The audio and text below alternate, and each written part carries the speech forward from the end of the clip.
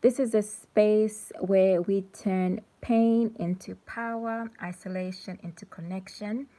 Today's discussion or topic or chat, whichever you may call it, is about Ask a Chronic Illness Warrior. So when you're coming across this live, even if it's on repeat, feel free to engage. I'll look at comments, feedback, and you also never know who may come across your post, your engagement. And it's intended to raise further awareness about fibromyalgia, ME, and other related conditions. I don't know about you, as we're getting into, well, we're already in the fourth season and it's already feeling a little bit too cold for my liking. And for most of us chronic illness warriors, it's a readjustment to the weather. It's almost like you've like transported to another time zone, and time does change, but not that significantly. But it just feels like your body and mind also has to readjust. And some of those struggles can be like cognitively and physically too. Okay, so today I wanted to touch a little bit on symptoms. I created 2 posts on TikTok about symptoms to look out for and then how to minimize symptoms. And the reason this topic came up was that I was looking at old historical records, and on there I had created a letter which I forgot about, or I had wrote a letter to my GP which I had completely forgotten about. I was describing all the symptoms I had gone through. It had taken me a long time going back and forth, expressing like my concerns about my health, but every time I reported the concern, I'd end up going for like a blood test, and the blood test would come up clear. And ultimately they told me that they couldn't think else in terms of referring me for specialist treatment. Okay, so they couldn't refer me for specialist treatment. And the reason for that was that because my blood tests were clear. And if this is something that resonates with you and it has been your experience too, do feel free to share and do feel free to connect, because you never know who this resonate with as well. And the topic is on fibromyalgia, ME, and CFS.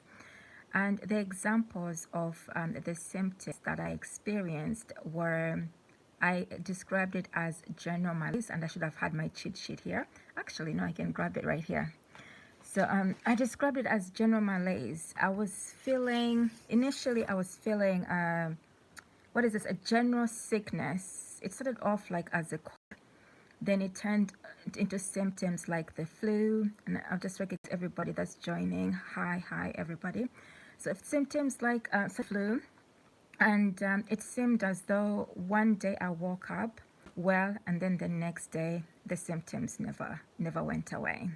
And so when it turned into the flu, I just thought, oh, maybe it's just because of work and I'm about to go on holiday and my body is just winding down. And that tends to happen to most people, where you know your body relaxes, and you can also develop cold-like symptoms.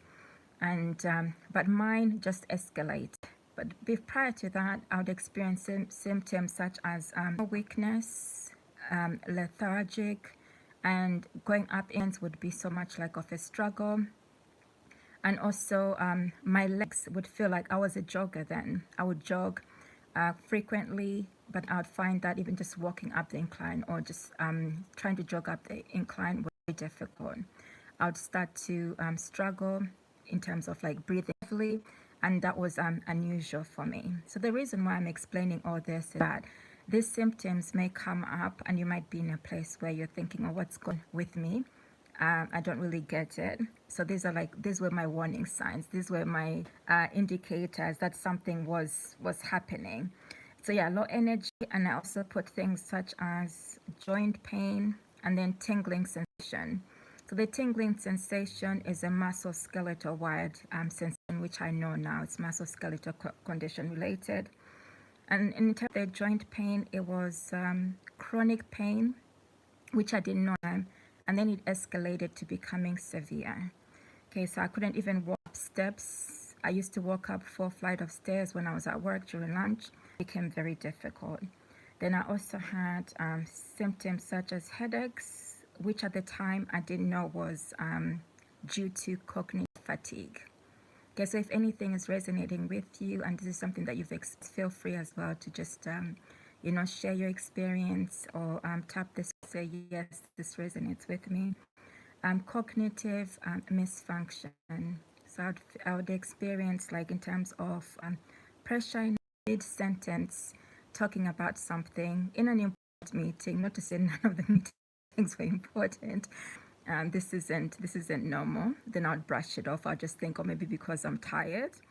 Then I would also lose my train of thought. Then the other signs were, I'd say by 12 o'clock, midday or so, and up to 2, I could no longer remain alert. I became very tired. So I just recognize everybody for joining. Thanks for connecting. And do let me know where you're connecting from and if any of this is resonating too. Then the other symptoms were digestive issues. So over time, I developed food intolerances. I was already intolerant to some foods. I would say probably not as much as I became as a result of developing this condition. It just increasingly became more and more intolerances, like food sensitivities over time. So all of this, ultimately, I was proactive in, contacting my GP, going for tests and letting them know what was happening. But unfortunately, what kept saying to me is hi. I'll say hi to Elaine, Olivia, Saeed, Trini, and Crony, Jerry, Amelia, and well, so I'm looking at 2 screens at once on the symptoms to my GP, and then they would come back to me. They would say, oh, go for blood tests. I'd go for blood tests and they'll come back clear. And then ultimately they said to me that there was nothing, they couldn't refer me for special treatment because my tests were coming up clear. Okay, so that was really a challenge for me. It was also demoralizing in a sense of I was trying to do the ultimate best in finding the cues in, the clues, the cues, doing research and all sorts, but nothing was transparent aside from maybe relating to other symptoms that I'd experienced before in the past, and that's what I was following a lead up on. And ultimately, I think, like, looking back now, those like were my indicators and warning signs. So if I was to go back and start all over again, or if I was well informed about that these were the symptoms, this is what I would do now. I would initially cleansing my gut. Reason being is that one of the specialist consultants that I've spoken to aftermath when I was diagnosed informed me that most diseases stem from the gut. Okay, so it's essential that when you're going through some conditions to start off by like cleansing your gut, doing detoxification, and then intermittent fasting. So I did detoxification 6 months. I also did intermittent fasting just to ease some of the inflammation and everything else that was happening in my body. And then the other measures that I would take if those symptoms were if I didn't have those symptoms and they were happening now, it would be also avoiding inflammatory foods. I would eliminate those from my diet because those can also be instigators. Okay, they can be the potential triggers to what's happening in the body. Okay, so I would eliminate those and then look at being attentive to foods that I'm reacting to, minimizing stress as well, as that also impacts how your body responds to what's going on. So musculoskeletal wise, or if you've got other conditions, stress can be like a trigger in making symptoms worse. Had similar challenges, do feel free to share all these symptoms and you were trying to get assistance, but you weren't receiving the type of support that you wanted. That I went through and lessons learned, which I wanted to share with you to say that, you know, there's signs and clues that come up as indicators for when we're not feeling well. And it doesn't have to be necessarily something that develops into like a chronic illness. It can also be something that starts off as stress, then which escalates into something that is significant, and then which can then impact on your well-being overall. That can turn into something else, you know, such as, you know, anxiety, depression, and so forth. And my lessons learned from that experience was to actually slow down, you know, pay attention what's going on and start to like minimize some of the things that were happening, okay, from a fast pace to a slow pace. And ultimately, I didn't have a choice, and my condition forced me to slow down. It just, I can laugh about it now. It did ultimately force me. I'm laughing about it because it's, I can do that, but initially it wasn't easy.